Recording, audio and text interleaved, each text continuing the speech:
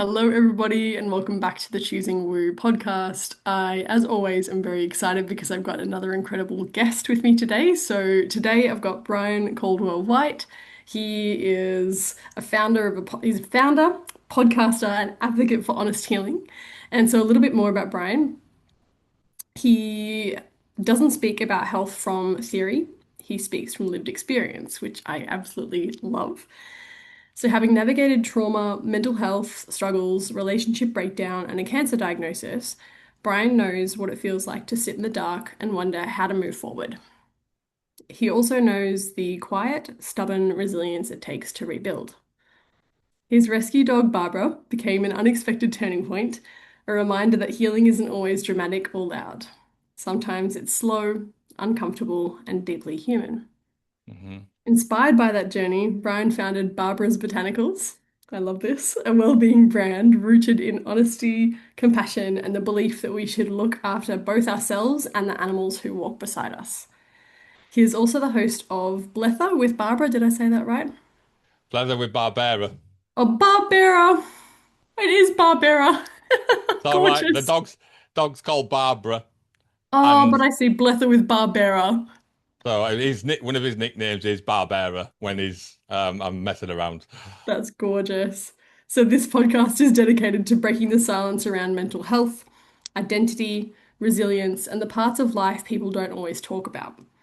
Through Hmm. open, unfiltered conversations, Brian aims to remind people that struggle does not equal weakness and that hope is not naive, it's necessary.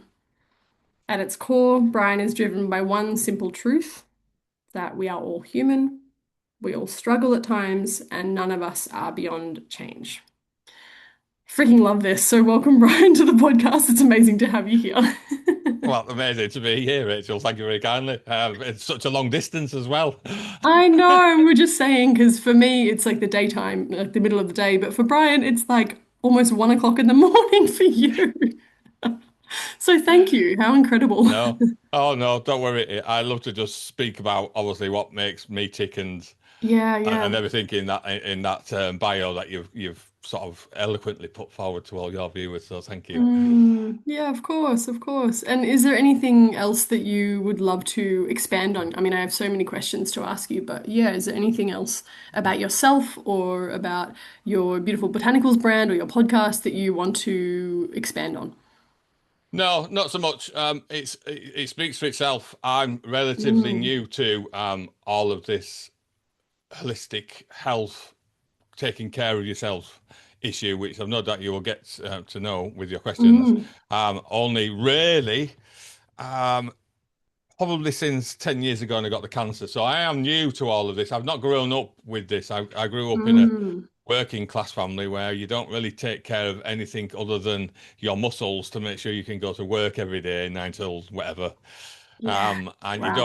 you don't really deal with mental health, and you don't really deal with Yep. emotions and well-being. So it's all new. So I'm not an expert. I'm just a person that's lived it, and I can somehow manage through career choices I've had what I've got in my own memory into education, hence the podcast, because I like to educate people by talking Yeah. openly with experts in their area of health. And then we sort of blow the lid on myths and legends in health, etc. Oh, I see. I love this. I like everything that I offer and everything that I do is within that realm as well. I really think that it's so important to share from lived experience because you've lived it. Like it's coming from a place of deep embodiment and understanding. So, yeah, thank you for Hmm. the work that you do.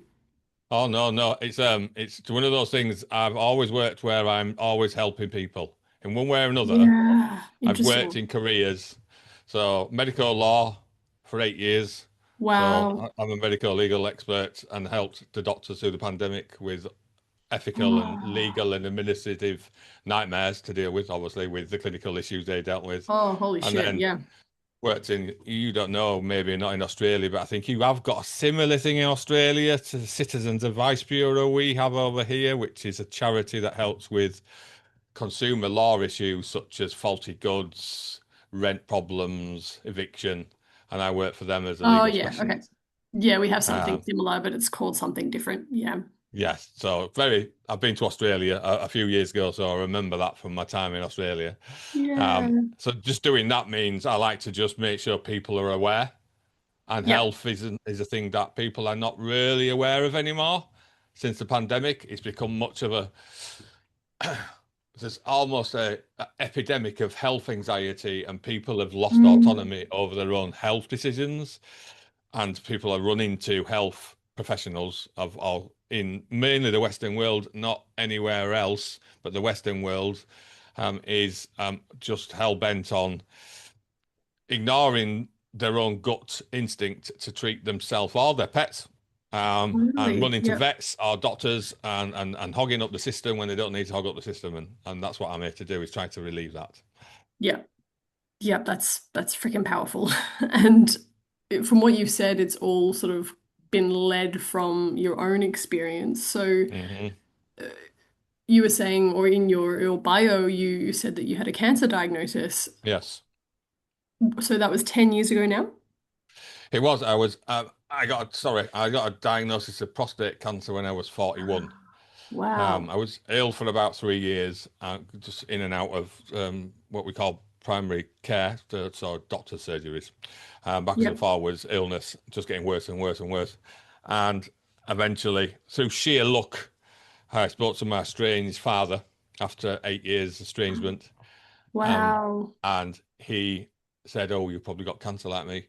And then I went and told my consultant that 4 days later, as a general consultant appointment, and said, "Oh, I've just seen my dad after 8 years. He tells me he's got prostate cancer. I think it's his prostate cancer." And then obviously they Wow. took it serious then, and then did biopsies, and lo and behold, 2 weeks after I got found out I had prostate cancer. Um, but it was from the prostate cancer diagnosis where all what we just talked about previously and what you've read in the bio and what people can read about me, it sprung from there because Right. getting a diagnosis of cancer, be it a skin cancer, lung, brain, prostate, it's quite a massive Oh, diagnosis. huge. Um, and it didn't rock my world, I've got to say, which is strange because I've got health anxiety already underlying as a part of my mental health past. And Yeah. much to everybody else's surprise that I didn't fall apart at the mere sound of being told I got cancer. I Yeah. actually took it, and then once I got over the surgery, because there was literally from being told by my dad to having it out was less than 6 weeks, Whoa. but I waited 3 years to get that process. So it was just sheer luck. But once I'd gone through the whole recovery and then got myself fit again by gym and swimming and tried to get obviously control of the body because Yeah. I knew to get control of the body would help me recover. I then started to work for the charity in the UK called Prostate Cancer UK, which is a big charity. Does a lot for men, prostate cancer. So I Mm. did a lot of things, standing in streets in cold weather, talking to men about the prostate, Yeah. going on radio, and being interviewed for newspapers, that type of thing. But also doing help guides for them so men can cope with things like incontinence and sexual function after prostate Wow. removal. Yeah. So it's that started me off on this whole thing of instead of only caring about myself, I started to care about others more in relation to Mm. health. Also, I cared about people not being evicted from the property before cancer, because that's what I used to do. But Yeah. um, that, oh, right, okay, well, we've got a bit of a health issue going on. There is a lot of, because the preconception is prostate cancer is an old man's illness, Yeah, totally. and it's not. And I found out like even a 4-year-old with prostate cancer, I found out once I got the diagnosis and started to work with the charity, if a man, if somebody's got a prostate, then the likelihood of getting prostate cancer is because they've got a prostate, not just because they're 65. Yes. Yeah. Wow. So that's where it came from. And that's where I changed everything and started to take control of me from healthcare professionals. I don't criticize the NHS or anything. They are great. Yeah. And 10 years ago, they removed a prostate and a cancer and some other bits, and I'm alive because Yeah. I've had not done it, I'd been dead 7 years ago. It would have killed me because that's how big it was. Yeah. But my body is my body. And after a while of trying different medicines to deal with the side effects of having no prostate, like going to the toilet a lot during the night, Yeah. and then saying, "Oh well, why don't you try this? Oh, that doesn't work. Try this." And I was like, "Oh no, I don't want to do this all the time because I'm just getting ill with all the side effects of the chemicals." Do you know? Yeah, So totally.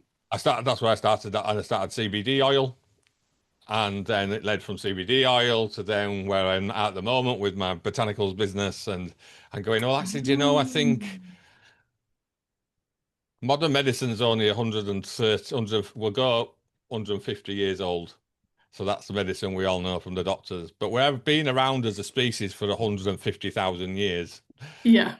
So we did pretty well for 148, 49,000, whatever years without doctors and medicines. I'm not saying that medicine isn't great. It's great for some people, but Hmm. if you can naturally treat yourself without the side effects of pharmaceutical medicine, Yeah. then it's your body. You do what you want with it, but I think that's the best way to deal with things. Absolutely. And from you creating your own botanicals, like were you, did it start as you just wanting to try some for yourself, or was this already you were like, no, I want to do this for other people? Like, where did the inspiration come from? Well, I worked in medical law um, through the pandemic. I worked for a defence organisation. We have defence. Mm. You don't really have them, but you do have British doctors who do need our help still whilst they're over there on training or on secondments. So Yeah. basically, my job was to help doctors with ethical, legal, and administrative side of medicine. So that's the legal part. People just think doctors go and put a stethoscope on and stick a needle in you, sticks you up, but there's a lot of other things behind it, and that's what my job was to do. Doctors do the clinical, I do the rest of it. Sorry, Yeah. and I worked just before the pandemic broke, and then I worked through the pandemic and just a little bit afterwards. But by that point, I was burnt out, as a lot of my colleagues were. Um, Mm. and working when you work in this area, because you see all the bad things in healthcare, so the complaints, the negligence, the errors, the mistakes, and dare I say, cover-ups and scandals of Totally. Yeah. healthcare, because you get to deal with that because you get the call from a doctor that's seen something that they've got concerns about, ethical wise, etc. Um, I left there and thought, wow, we are in a mess, aren't we? We're in a bit of a mess. We've become Mm. so heavily dependent on somebody giving us a tablet to fix something that's Really? before, when I was a child, we never went to the doctors unless you were dying. Yeah. Um, and the Totally. healthcare systems, I don't know what Australia's like, but I definitely know America and this country, definitely in the UK, that our healthcare system is crumbling and Hmm. it cannot cope with the deluge of people. And it was that history of taking CBD oil and controlling the side effects of the prostate cancer removal, Yeah. knowing it worked and going, oh my God, this stuff works. I don't need to take steroids and other medicine. And then obviously seeing this inside thing and going, look, I can't fix the understaffing and the lack of budgets to the NHS from politics and stuff. No. But what I could potentially help with is reducing the amount of people that are using the system by trying to make them understand that if you prevent health issues, take control of your own body, have autonomy over the decisions that are made about your body, Hmm. and you also look at natural solutions. So that doesn't necessarily mean my supplements that I sell. Um, that could be diet. That could be alternative treatments. That could be getting to know yourself fully. Who are you as a person? Yeah. Totally. And Yeah. you know who you are. And then getting the dog. So it's a combination of three. So it's three factors. It's those two, and then having a rescue dog with severe anxiety. Oh, bless. He he went on chemicals for nearly 2 years to sedate him, Oh, and I hated giving him sedatives, but of course. he was really bad with his reactivity. But he got ill, and I said, "Oh no, I'm not doing this anymore. There's got to be another way." And at the same point, I found other alternative natural solutions to help him, and That's it was those great. three. And I thought, right, there's a crossover as well with medicine. You've got a cat, I've noticed we've been introduced already. there is certain medicines that you can take and your cat can take at the same time for certain issues, such as allergies, Yeah. depression, anxiety, inflammation. And I thought, right, okay, well, we do the same with vets, with pets at the moment. We run to the vets all the time. Oh, it's got a sniffle, quick, take it to the vet. There's $500 or £500 over here. Yeah. And we never did that before vets became a big thing either. We looked after animals just naturally. We've given them natural things to deal with. So it's just a matter of sort of there. That's the inspiration behind Barberra's Botanicals. Yeah, that's amazing. And how long did the whole process take for you, like to get it set up as a business and to like what products are you, because you mentioned supplements, so Yes. Well, we have is to it call them just supplements just because uh-huh. of legal reasons. Right. We have Right. very strange laws in the UK. So I sort of, I moved to Scotland where I live now 3.5 years ago, and Mm. I was in that very high stress medical law job at the time, and I thought I cannot work 7 days a week anymore, 11-hour days, just Oh can't my do God. this. Not whilst I'm living in this beautiful place that I've now moved to in sort of rural Scotland. Oh, Um, gorgeous. and I thought, I want to, I don't want to live to work. I want to work to live, if you've ever heard the saying. I have. Yes. And I thought, right, well, what am I going to do? So I jacked as a job in and gave that up, much to the sort of horror of people that knew me. Oh my God, what are you going to do for money? I said, I'll be fine. I'll um, figure it I, out.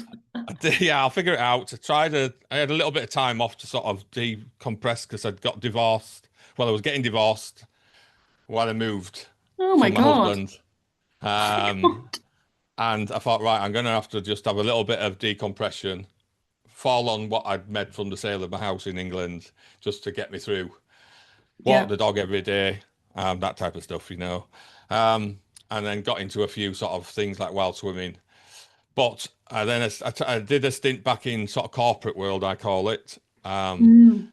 But that didn't work. 3 months in, I was like, I can't do this, and not again. And Yeah. then I thought, what we're gonna, and then I became a cheesemaker Oh my God. for a year. It was for an ethical dairy. So in fact, it's world internationally famous is the dairy I work for. It's got, I won't tell the name just because it's for plugs and stuff, but Okay. Okay. they are sort of, an to sort of four leaders of what they call cow to calf dairy farming. Okay. So they keep the calf with the cow until the cow naturally weans, Oh. and then they don't take the calf away to take the milk. They take what's Mhm. left after the mother's fed the calf. So That's natural. actually So beautiful. Yeah. they Oh my milk God. they milked a couple of sort of 100 meters down the road, and then I'll collect it and we just take it to the dairy and we process it and we it's all handmade. Um, and it was great and I loved it. It was so nice to get into the countryside every day and sort of you have your lunch outside in the middle Yeah. of the Dumfries and Galloway. Beautiful. Yeah. Um, but I thought there's more to life than this as well because although I loved my boss and she was an amazing lady, was Wilma, God bless her soul. She died Mm. last year, sadly. Oh. Um, but I thought, right, what we're going to do? I think I want to be a business owner. I've always wanted to be a business owner. And it's because I've just found out in the last 2 years I'm autistic. Yes. Um, and autistic people don't really fit in the corporate world because we're a little bit too we don't recognize hierarchy, which corporate managers hate that when you don't recognize their importance. Yes.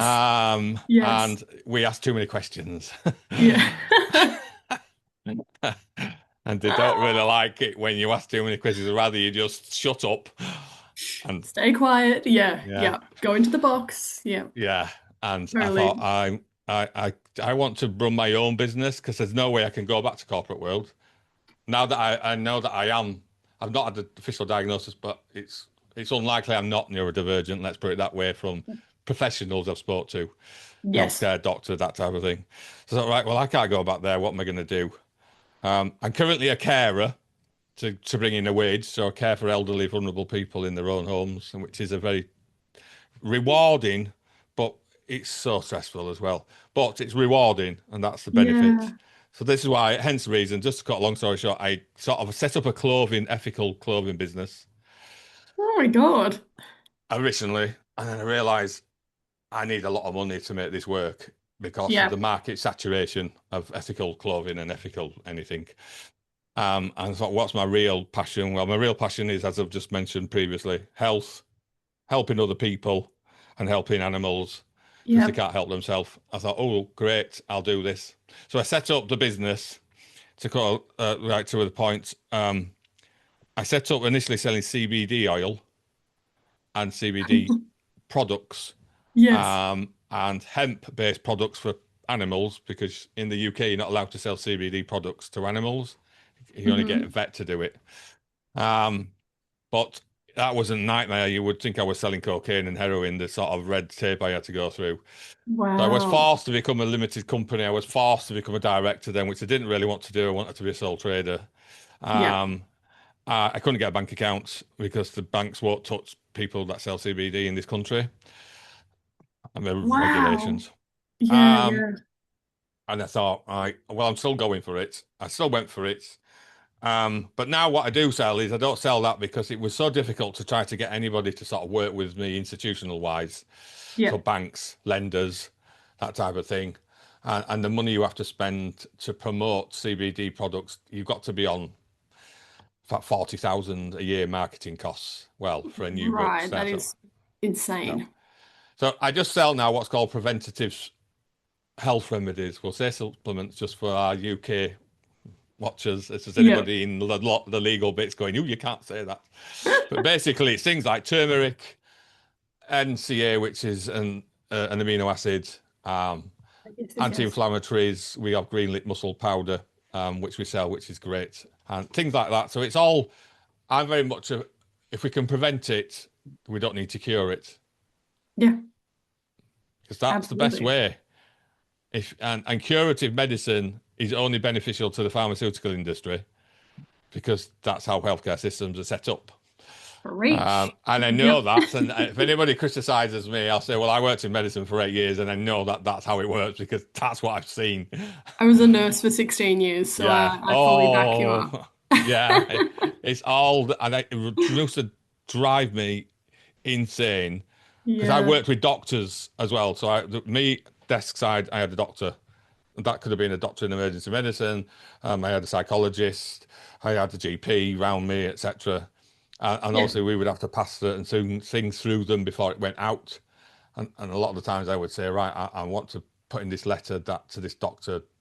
Maybe if you look at this in a different way next time, you won't get the complaint, which is maybe sort of trying to prevent rather than cure. You won't have this, but then the doctors Yeah. have been taught cure before prevention. So they say, oh, you can't put that in your letter. And I'm like, but surely it's better to stop the person coming into the system than let them get into the system and then moan that you can't cope with them. Exactly. Exactly. Yeah, that's why I left nursing in the first place because Is it? Yeah. I couldn't do it anymore. It was so frustrating and so like against what I believe in terms of the same thing as you is like prevention is better than a cure. Like it's yeah. Oh, gosh, yeah, I resonate with so much of what you're saying, and I love that you have been so honest with, your own autism diagnosis and being like, well, I need to find something that actually works for me because Mm, that would have been pressing on your mental health as well, like feeling that you didn't fit into what was happening mm. within that structure. And now creating something for yourself that actually works for you is very admirable. Thank you. It's it's well, you've got two options, and I think this is really this will resonate with you and your listeners and viewers. Is you Mm, have two options. Well, there is multiple options, but when you boil it right down, there's generally only two options: is either right or wrong, left or right. And you've got the mm, options of I can either keep running down this path, which did make me ill. I was always mm. ill. A lot of my mental health problems are born out of the fact that I couldn't fit into a system that isn't designed for people like me to fit into. Mm, And because I didn't know I was autistic, I just went with the oh, he's just or HR talk is he's a problematic employee, is what they always used to label me as. Wow. Brian's very challenging. It's one of the things that they said to me once Wow. in Yeah. a document I got from them. But then you can go, right, I'm just going to keep doing this thing, or I'm going to think of something different. And that's the same as in health, isn't it?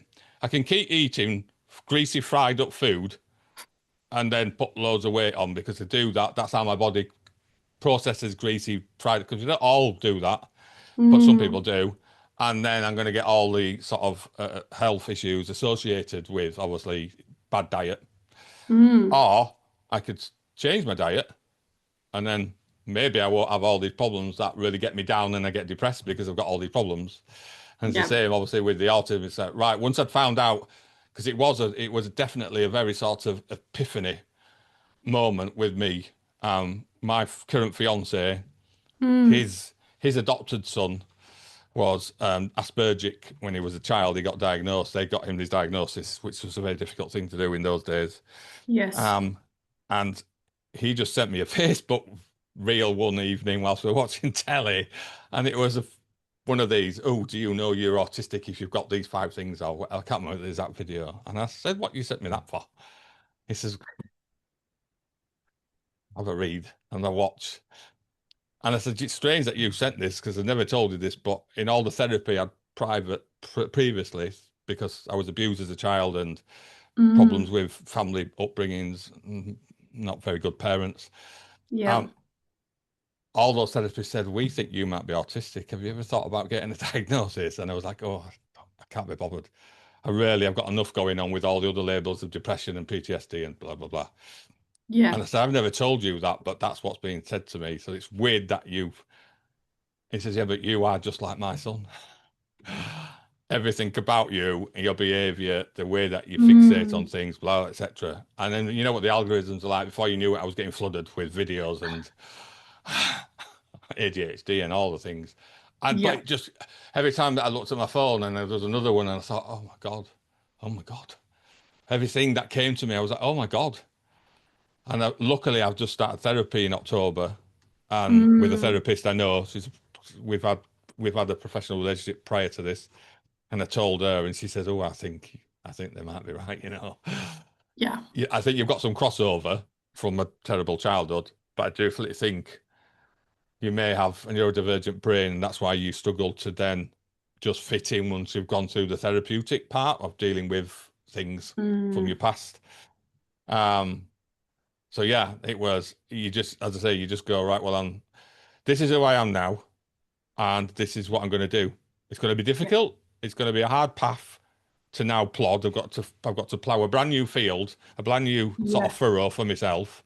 Yeah. Um, but it's better than constant depression, constant anxiety periods, constant, missing from work and then being dismissed or managed out of the company Yeah. um, Yeah. because of that. And it's just the way you got to do it, I think, sometimes. And I think it's just so easy for us to go, oh, I'm just going to stick with the devil I know Totally. Totally. Yeah. and go, oh, hello, new devil. I'll have a look at you and see what you're like. Well, I think that that takes a tremendous amount of courage to be open to trying something new, to be open to exploring a different path. Because, like you said, sometimes well, a lot of the time, it can feel safer to be like, well, I already know this path, so I'll keep walking down it. So, Yes, like, well done for being like, you know what? No, like, I deserve to walk a different path that actually serves me and is actually something that is more in alignment with the truth of who I am. So, thank like, you. well done. Yeah. Thank you. And can I ask perhaps a challenging question for you? Yes. So, a lot of the time on this podcast, I talk about how, we're energetic beings and everything is like if there's something in the body that's happening, generally it's like a manifestation of something happening in our life. So when you or since you've received your diagnosis with prostate cancer, did you go down the path of like energetic or spiritual side of things or a question like where did this come from in terms of a spiritual lens? Is that something that you were curious about? And if not, that's fine. Um, I don't know if I did, if that's a total answer to that. I just, Mm, because of my autism, which I didn't know at the time, but I hmm. now know I can say this, I'm very practical in the way that I Yeah. deal with things. Yeah. Because if I'm not practical, then it doesn't really work, and then I get stressed, and then stress leads to anxiety, and it sort of all gets a little bit too out of control. So Yeah. I always look at everything. There is a reason for everything. Yeah. And obviously, with my prostate cancer, it's a family hereditary thing. My dad's got Totally. it, my brother's got it, and my uncle had it, sadly. Wow. Um, so that's how I look at those things and go, right, okay, this is how it works. However, I'm not averse to spiritual being and thoughts and things outside of what is normal. Um, I because mean, what I is did normal it. anyway?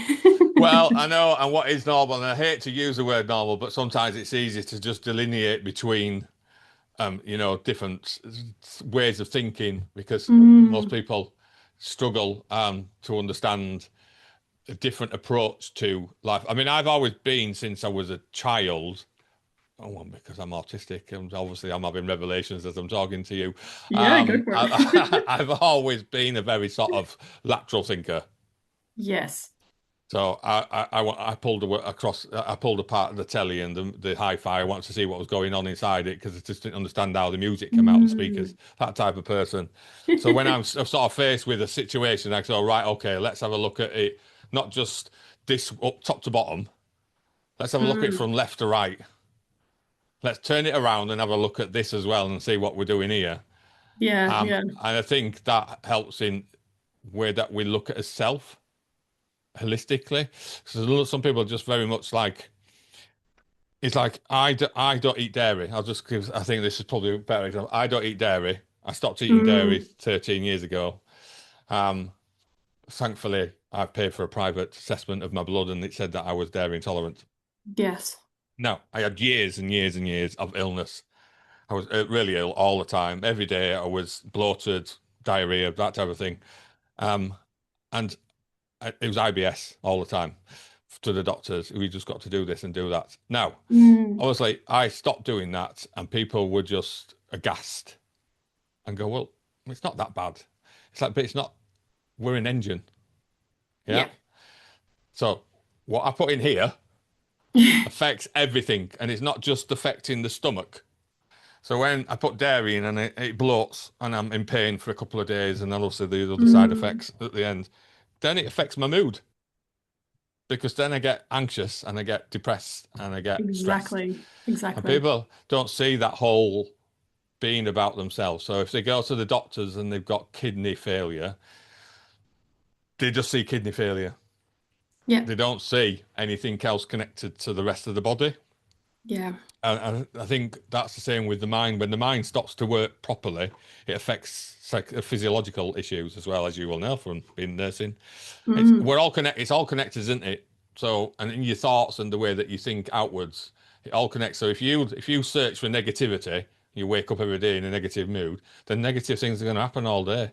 Absolutely. Exactly. You've just got to look at life differently. It's Yeah. difficult. My God, it's hard. It doesn't come easy. No. But if you want to go through life enjoying its riches, because it is rich, Yeah. there is a lot of things out there. There is a lot of bad things, obviously, we know about that going on in the world. Yeah. But there's a lot of good things happening, and if you go look for those good things, then good things will happen back as well. Absolutely. Yes. I totally agree with you. What's that? I say this all the time on the podcast, where your attention goes, energy flows. It's a yogic saying. So wherever Hmm. you're placing your attention, your energy is naturally going there. And like you said, if you're focusing on negativity all the time, then you're bringing your energy to it. And I really like what you said of like, yeah, of course, acknowledging that there's a lot of bad shit happening in the world right now. And like, Mm.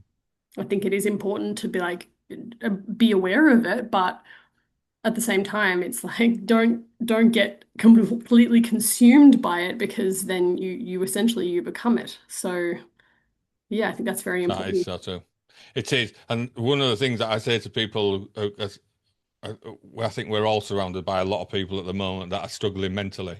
Yeah, We've definitely. got this huge mental health epidemic that's sweeping Western worlds again. The westernized worlds are struggling badly with mental Mm, health and loneliness, and the smartphone doesn't help. I just say no. to people, look,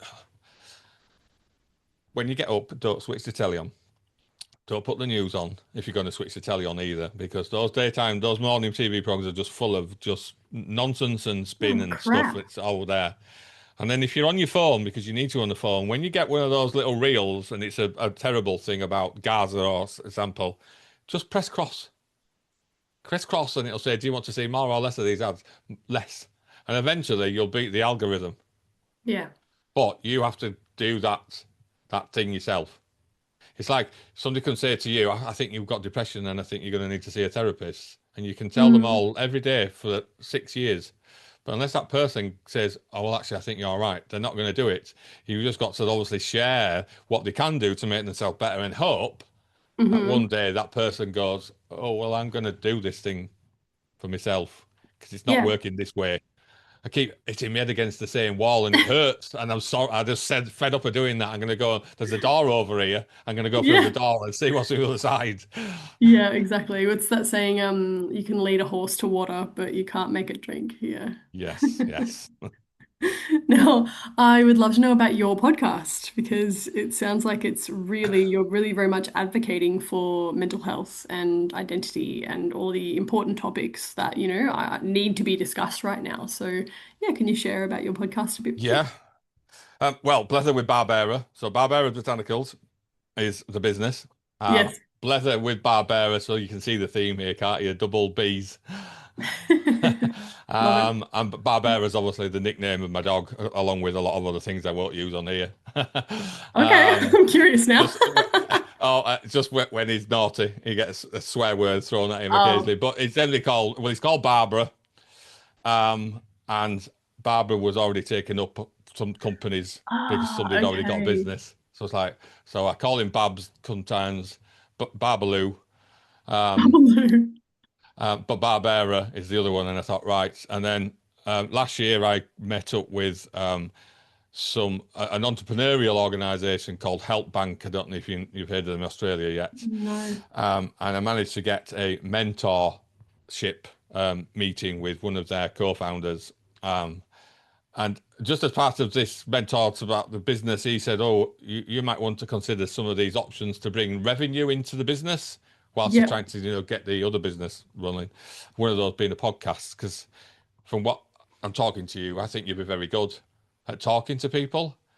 And then my Mm, background in interviewing people to get resolved for housing issues or debt of issues. course. Yep. And then ultimately, I did a lot of court representation, so free access solicitor work.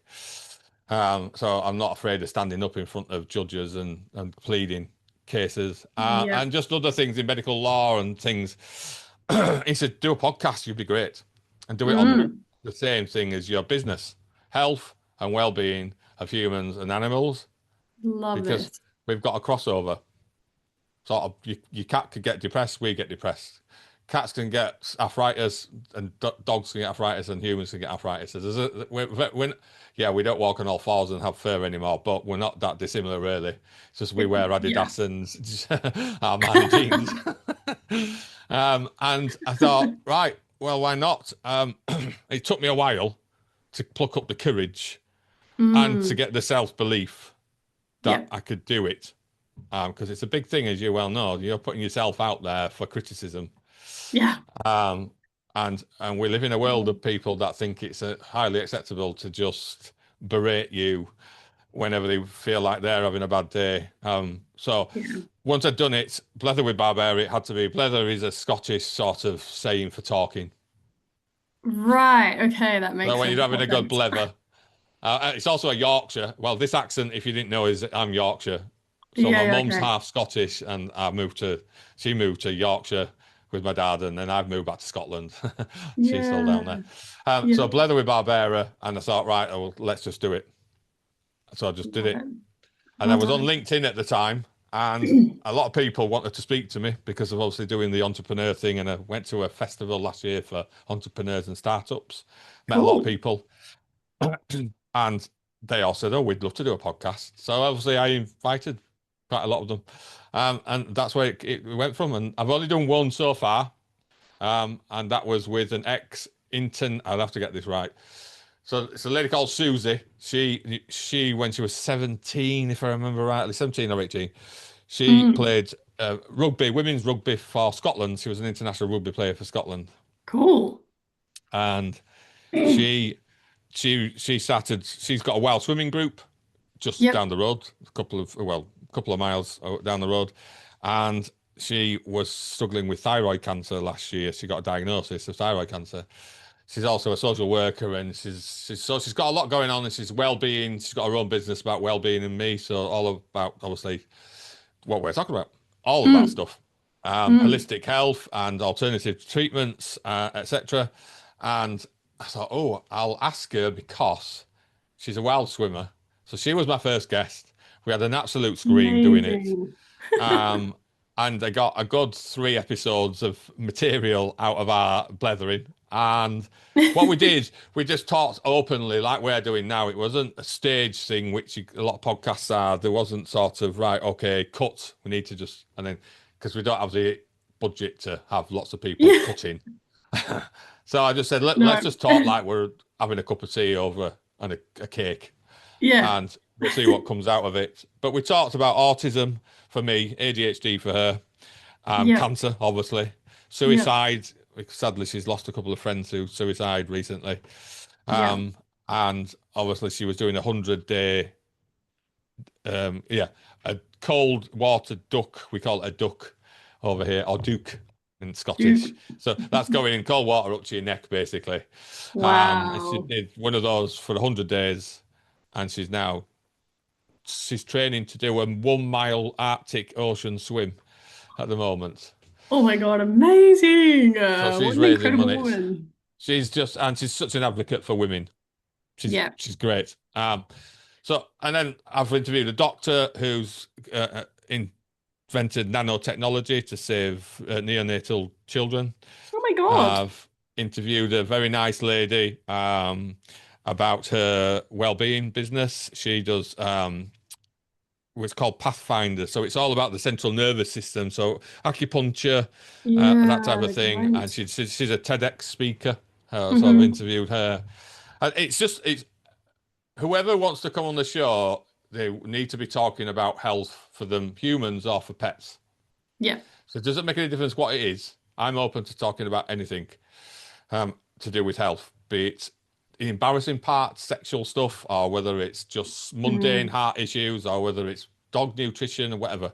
Because everything is education, and education equals empowerment, and empowerment equals autonomy. absolutely.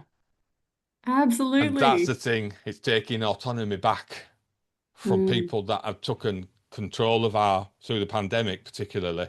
The yeah. fear of God has been sort of instilled into people.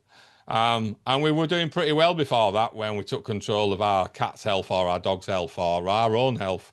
So Mm. that's what the podcast's for. It's just showing that shining a light with a little bit of a giggle, a little bit of a laugh, because it always makes the medicine go down. Um, Yeah, for so sure. that's what we do. Yeah, you've got to laugh, otherwise you'll end up Yes. crying. So, you know. Yes. Oh, cool. Okay, well, I will definitely leave a link in the show notes for anyone to find your podcast, and also to Barbara's botanicals as well. Do you Mhm. ship overseas? Because we have a lot of Australian listeners. I at the moment no, but Okay, that's just because of logistics. that's But okay. Yeah. I've got relatives in Melbourne, and they Oh, keep yeah. telling me you need to start shipping over here. Yeah, my uncle lives he lives now in the Blue Mountains, Oh, beautiful. Yeah. but his children still live down in Melbourne, where Hmm. so they're saying, oh, you need to start shipping over here because lots of people will be buying this type of stuff off here. So that could be coming. Okay, great. All right, so everybody, it's not a no, it's a maybe. Yes, let's see what the demand's like. Yeah, yeah, exactly. Amazing. And is there any other words of wisdom or anything else that you would love listeners to know?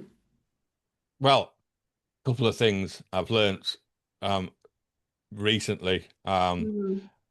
particularly to the interview with the lady that I've just told you about. So just remember that nobody's coming to save you. Nobody. You have to save Mm, yourself. And you save yourself by reaching out to the relevant people that can help you. Because if you don't reach out, they can throw you a lifeline every single day. But if you're not ready to catch it, then it doesn't make any difference. And they're obviously draining their own energy. So nobody's coming to save you. You've got to do it yourself and take control of your own life.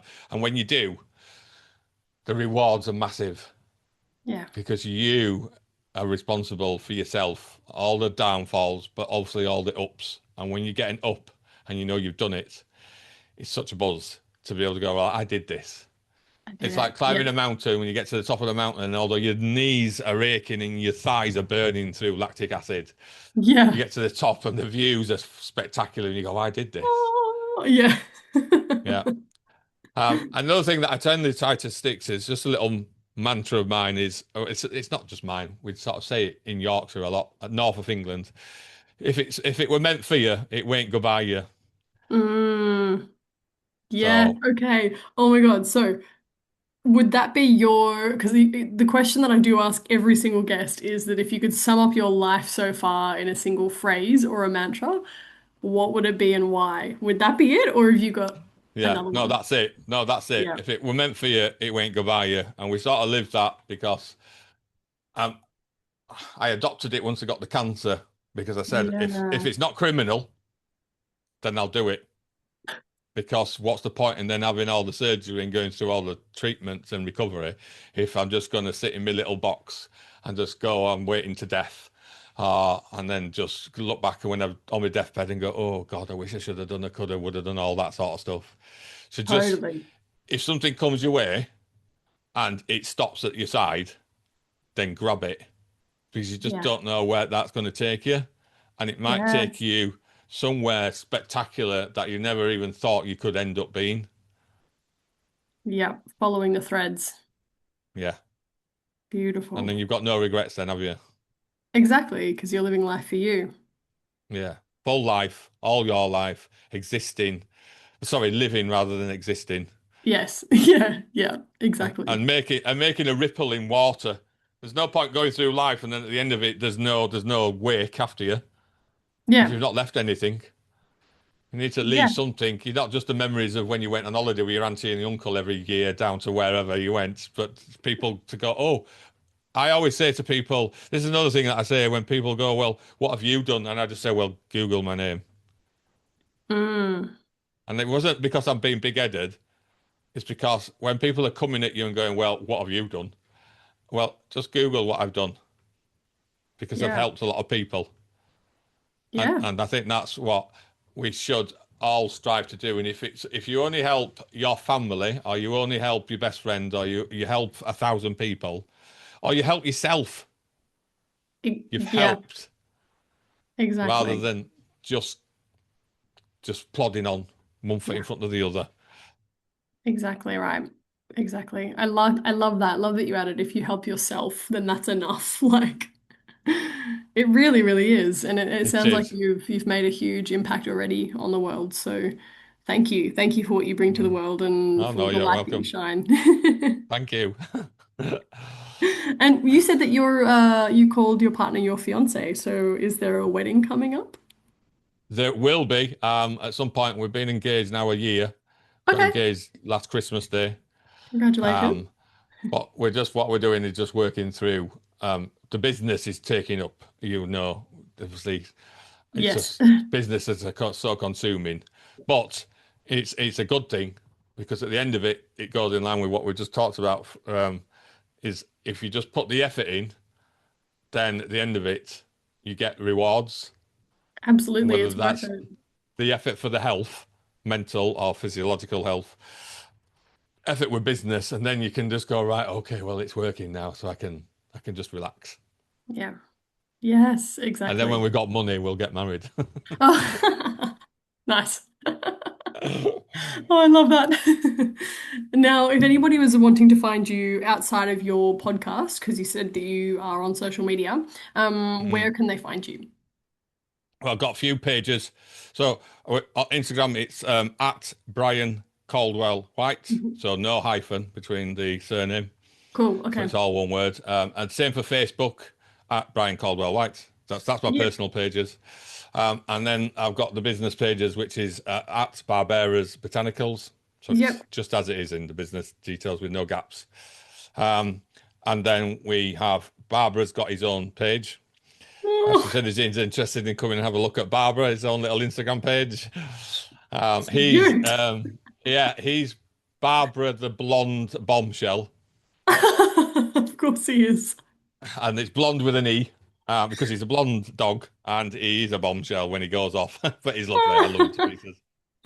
And then Cute. obviously my YouTube channel where I do have the podcast hosted there, but I also do have various things about prostate cancer, autism, living with mental health, Amazing. Amazing.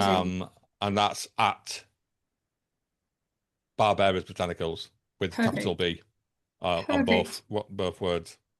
Okay, well, again, I will add all of these into the show notes so that if anyone wants to join, go to your YouTube channel or go to your Instagram or follow Barbara, then they can. And Yeah, what kind of dog? Barbara's I'm got so curious. What kind of dog is Barbara? Barbara is a Saluki Lurcher cross. I've Um, never well, heard of that dog. A you've never Saluki? heard of Saluki. A Saluki is a breed made for Arabian hunting. Whoa. So the Arabian deserts is where it originated from. So it's chases antelopes. Just a QI fact for you: it's be high, well over long distance. It's the fastest mammal on Earth. Really? Oh, So those dogs. purebreds, I know. I've just looked it up because I was really curious. Oh my yes, God, they're gorgeous. They've got like they're really big and they've got like long fur, very long. yes, Yeah, they kind yes, of look like a greyhound yes, a little bit with a big greyhound with long fur. Yeah. yeah. So he's a cross though. So he's mixed with well, we call it Heim 57. He's got multiple different breeds in him, Oh, right. but mainly he's Saluki, and he's just my lifesaver. Oh, that's gorgeous. Saluki Lurcher. Yes. Oh, they're So cute. yeah, I don't think I could show you a picture because it wouldn't fit in on here, but Yeah. I'll tell you where he'll be right now. He'll be on my side of the bed. Um, having a Wait. sleep Yeah, and I'll just sneak in and get that little side of the bed that he's not in and hold on for dear life until he decides to leave. and hope he doesn't kick you off. Yeah, yeah, exactly.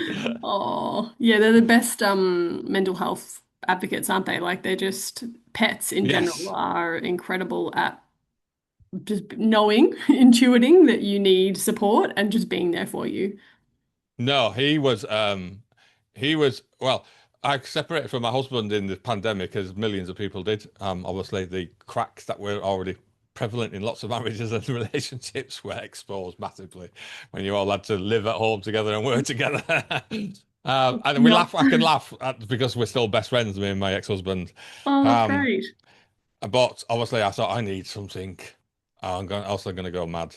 And I'd already started to get therapy because it was a sort of a really emotional breakup just because we both were really emotional. It wasn't like a horrible thing. Nothing had happened. It just was like, oh, we're going to Mm, have to part ways. But it tore us both apart. So I went and got therapy. And I thought I'm going to need to get a dog. So yeah. I started the whole thing of rescues, applying. Oh God, I was doing this for 8 months as well for applying and never got anywhere. And he actually came up and I applied, and then they said, "Oh, I'm sorry, he's gone to somebody else." But then Oh, a few months later, they said, "Oh, well, he was called Bonzo. Bonzo's back." Bonzo. Exactly. Oh. Um, are you interested? Yeah, of course I'm interested. And Yeah. my therapist said, "I don't think this is a good idea because you've got anxiety, and if you're getting a reactive dog, I don't know if that's going to be a good thing to Ah, have two sort of beings with anxiety in the house." right. I Yeah. said, I'm still going to get it. But I'm in doing it relation anyway. to what you're saying, I was very suicidal when I got Mm. him, and he sort of saved me, Oh, and we've saved each other. And yeah. you just said that when people get pets, Not always, because there is some people that treat their pets terribly, but in Yeah, most cases, they come into your life and they give you something that sometimes a human being can't give you, I agree.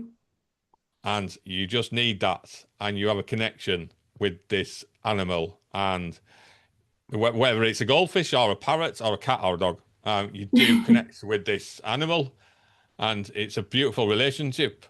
Yes, exactly. Exactly. Oh, I love that. Oh man, we're just wrapping up, and now I'm like, we could have started a whole new thread of conversation about pets. Yeah, yeah, it's okay.